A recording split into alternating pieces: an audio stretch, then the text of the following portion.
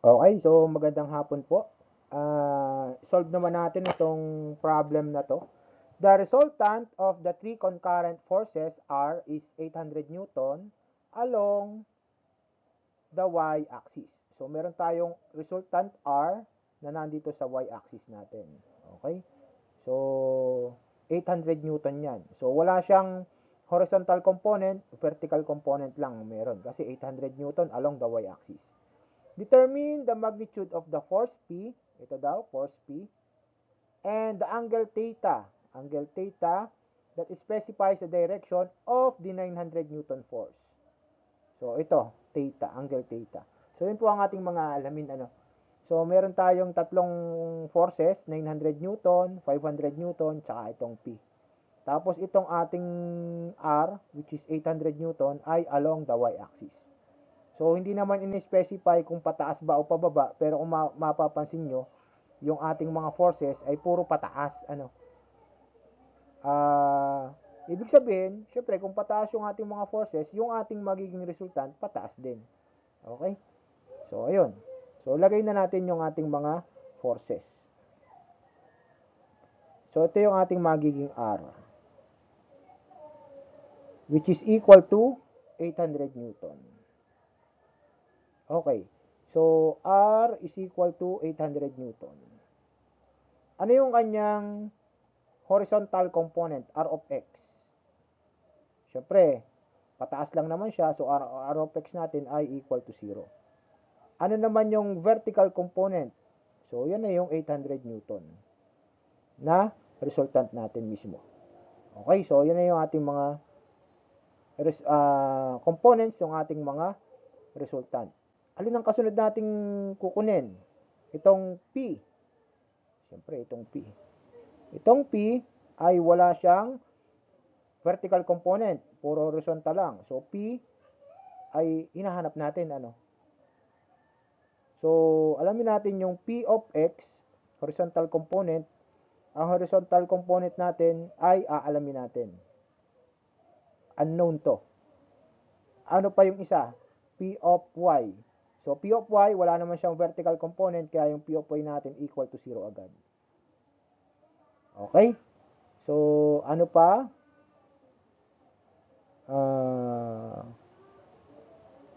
Ito namang component ng 500 Newton force. Tawagin natin to na Q. Okay? Q. So, Q is equal to ilan? 500 Newton. Ano yung Q of X natin? Ang Q of X natin, syempre, itong horizontal component nitong 500 Newton, pag ganun din siya, syempre, mapapansin mo rito 4. Since this is a triangle na special triangle, alam na agad natin ito ay 5. Itong isa. Kaya, mangyayari dyan, cosine theta is equal to 4 over 5.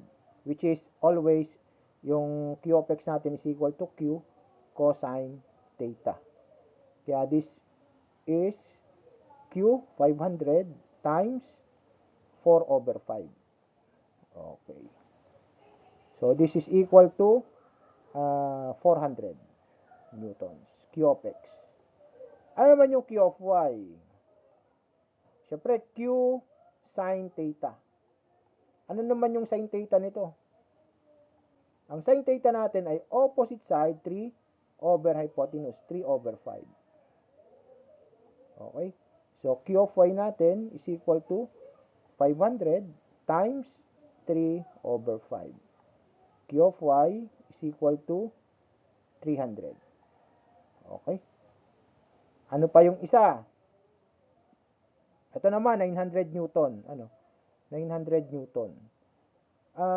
Pagdating dito sa 900 Newton natin, hindi natin alam yung angle theta. So, lalagay lang natin basta angle theta lang siya. Ano naman yung mga component niya? Ibang kulay naman tayo. Kulay violet. So, papunta naman dito tayo. Tapos, pataas ulit. Ano? So, ang ating tawagin natin siyang S is equal to, ito ay S. S is equal to 900.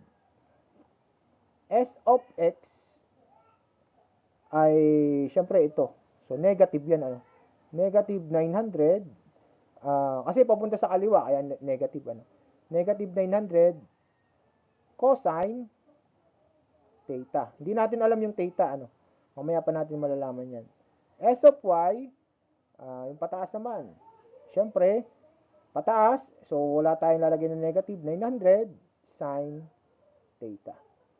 Okay, so nalaman na natin yung mga vertical at saka horizontal components. Pwede na natin silang pagsama-samahin.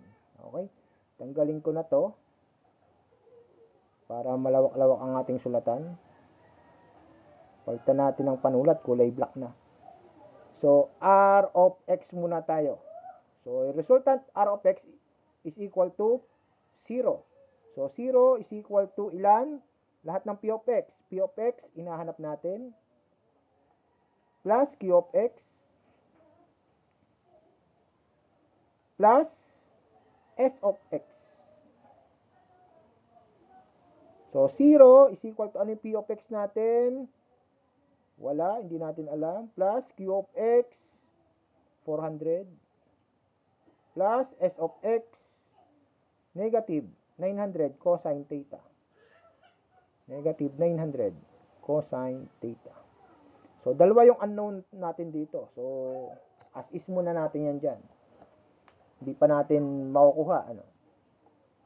So, R of Y is equal to 800. So, 800 is equal to P of Y plus Q of Y plus S of Y. Ano yung P of Y natin? 0. Ano yung Q of Y? 300. Plus S of Y natin, 900 sin theta. Yan. So, makukuha na natin yan. So, 300, ilalagay natin sa kabila, magiging 500 na lang to. Kasi ima-minus natin yung 300. Is equal to 900 sin theta. So, sin theta is equal to 500 over 900. So, angle theta is equal to ilan? Computing nga natin. Shift sin 500 over 900. 33.75. Okay, so meron na tayong isang sagot. Ano? Meron na tayong isang sagot. Ano pang kailangan natin? So, nakuha na natin yung isang sagot. Ano pang kailangan natin? Nakuha na natin tong angle theta. Gamitin natin tong angle theta na to para mai-substitute natin dito sa angle theta na yan. So, gagamitin natin tong equation na to. Itong equation na to, gamitin natin para makuha natin si P of X. Okay.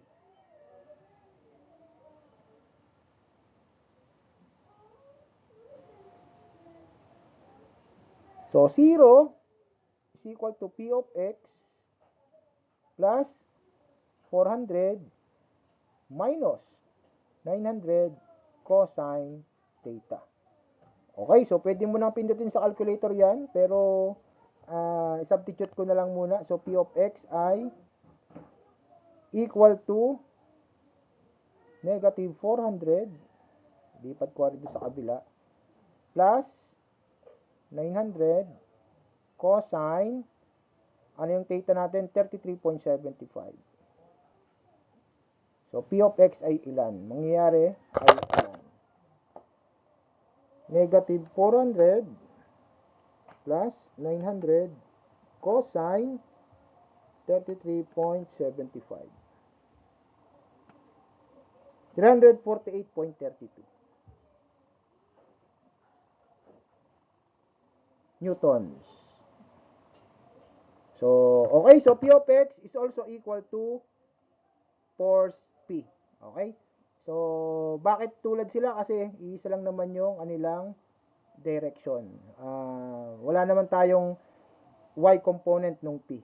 Okay, so P is equal to P of X. Okay, so we are done. Now our answer.